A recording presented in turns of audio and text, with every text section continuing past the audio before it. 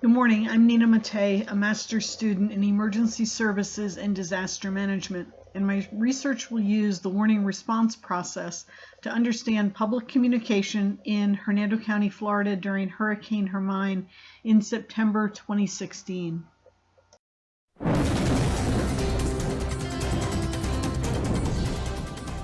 Overnight, Hermine is expected to now make landfall as a hurricane. I'm UO forecaster Danielle Prinz. Right around the Big Bend region, these counties shaded in red, they're under a hurricane warning. That includes Tallahassee. Further inland, we have counties under tropical storm warnings and tropical storm watches. So here's the projected forecast path. Right around Thursday night, later in the night, it's expected to make landfall right around the Big Bend region and then continue up the East Coast into the mid-Atlantic states right around Saturday. But Hurricane Hermine was a Category 1 storm which destroyed 2 homes, damaged 179 buildings, and caused $7.7 million in damages in Hernando County.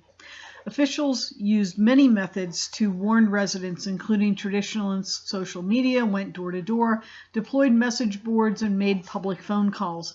But residents still reported they were unaware of warning messages, and others disregarded recommendations.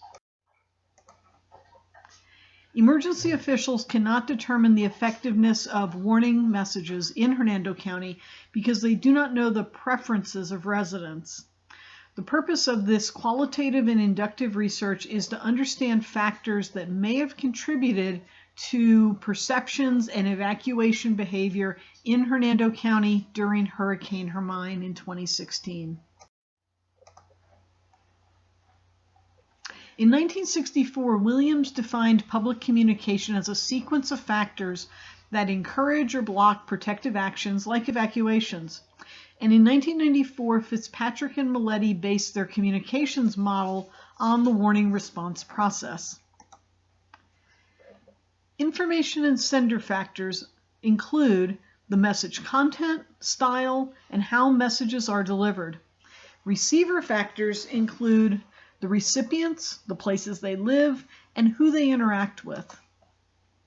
The public risk perception process is repeated each time a new message is received, regardless of the source. So every message is a new opportunity to reinforce protective actions. Personal response is enhanced or diminished by all previous factors. And ideally, it causes residents to seek more information and to take protective action. The research theory that I'll apply is Glaser and Strauss's 1967 grounded research theory, and it'll help to identify themes from the data that are useful to everyday life. I hope this research will help emergency officials to boost the effectiveness of their messages so they reach more at-risk residents, and it motivates them to take more protective action. Since the 1960s, hundreds of researchers have studied the warning response process, but only a handful have focused on low-impact events like hurricane Category 1. So research proves that in a Category 1 hurricane, residents have a lower perception of risk and they take fewer protective actions. So this study is important to understanding successful messages in that context. Fitzpatrick and Maletti believed that it is possible to minimize some of the negative receiver characteristics and to maximize public response using effective and targeted messages. The research questions seek to discover the factors that influenced residents' perceptions and behaviors, factors that influenced emergency officials, and a comparison of the storm's track with the timing of message delivery. In-depth interviews will be conducted with emergency officials, public information officers, and leaders of associations and volunteer groups. Hernando Beach forms a pre-existing and naturally occurring cluster sample, from which a systematic sample will be drawn. Paper questionnaires will be administered in group settings, and a web-based application will be used with individuals.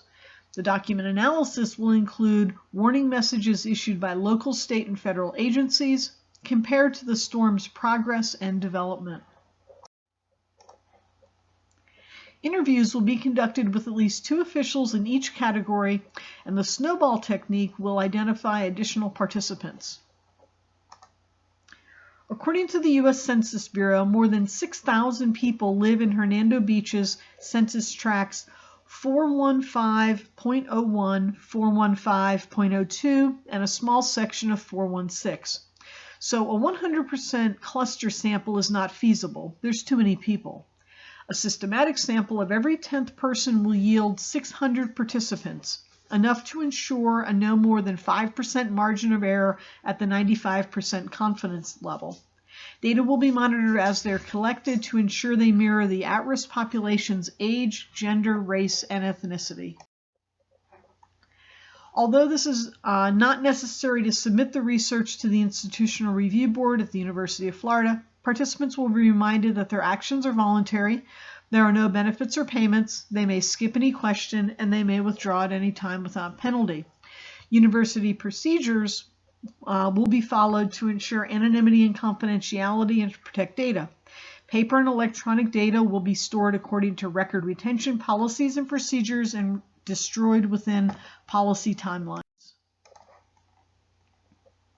Strategies for validating the findings include triangulation between the 3 data sources, pre-testing the interview prompts and questionnaire, entering data every day to develop interrelated themes and categories, and to ensure the data mirror the at-risk population's age, gender, race, and ethnicity.